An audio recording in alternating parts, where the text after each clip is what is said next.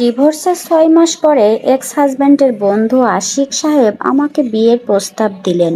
বুঝলাম না কাহিনীটা কি। মনিরা, আমি তোমাকে বিয়ে করতে চাই। তুমি কি রাজি আছো এই সম্পর্কে? আশ্চর্য, আপনি কি পাগল হয়ে গিয়েছেন? আমি আপনার বন্ধুর বউ ছিলাম, এখন সুযোগ পেয়েছেন তো অমনি ফায়দা নিচ্ছেন। আরে ফায়দা নিব কেন? তুমি তো ডিভোর্সি, আমিও ডিভোর্সি, তাহলে এক হতে সমস্যা কোথায় বলো? এছাড়া নাহিদের সঙ্গে তো তোমার সব সম্পর্ক শেষ। আমি পারবো না আপনাকে বিয়ে করতে।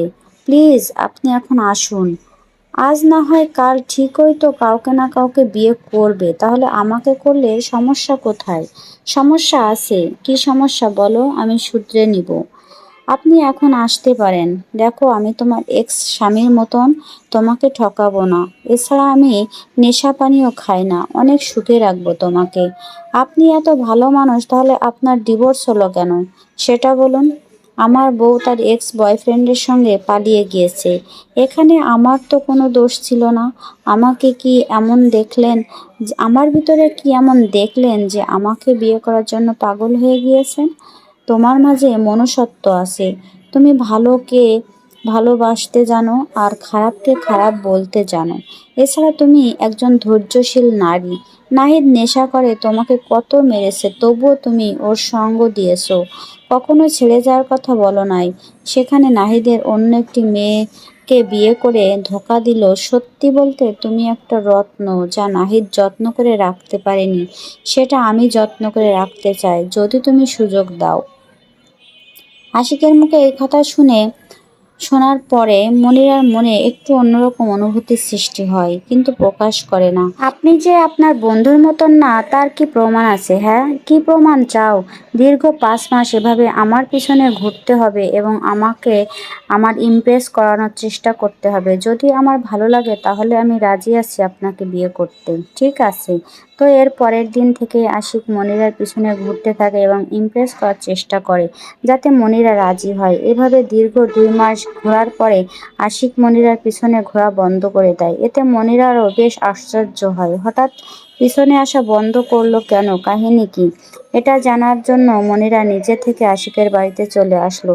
এসে দেখতে পায় আশিক অসুস্থ অবস্থায় পড়ে আছে, কেউ নেই তার সেবা করার জন্য। কি ব্যাপার, তুমি অসুস্থ? আমাকে বলো নাই কেন? হ্যাঁ, আমি কত চিন্তা করেছি, তোমাকে বলে কি হবে। আচ্ছা, তোমার পরিবারের লোকজন কোথায়? কাউকে তো দেখতে পাচ্ছি না। আমি একাই। আমার বাবা মা অনেক আগেই পৃথিবী মায়া ত্যাগ করেছে। ও আচ্ছা, তুমি কিছুই খাইছো না? না খাইলে সুস্থ হবে কিভাবে? তুমি ওয়েট করো, আমি খাবার নিয়ে আসতেছি। তার আগে একটা কথা জানতে চাই, বলো, ভালোবাসো আমাকে? ভালো না বাসলে কি এখানে আসতাম, বোকা একটা। ভালোবাসি বলেই এসেছি। বিয়ে করবে আমাকে? হ্যাঁ, করব। তুমি আগে সুস্থ হও, তারপরে। কথা দিচ্ছি অনেক সুখে রাখবো তোমাকে, কখনো কষ্ট দিব না। আমি জানি, এই কিছুদিনে আমি সেটা বুঝেও গেছি এবং তোমাকে ভালোও বেসে ফেলেছি। সত্যি ভালোবাসা অনেক সুন্দর, যদি মানুষটি সুন্দর হয়। প্রথম সংসার ভাঙার পরে যারা বলেন পরবর্তীতে স্বামীর ঘরে গেলে আর সুখে থাকা যায় না, তাহলে আমি বলবো সেটা মিথ্যা কথা। ডিভোর্স হয়েছে, ধৈর্য ধরুন, আল্লাহ উত্তম পরিকল্পনাকারী। ইনশাল্লাহ ভালো কিছুই হবে।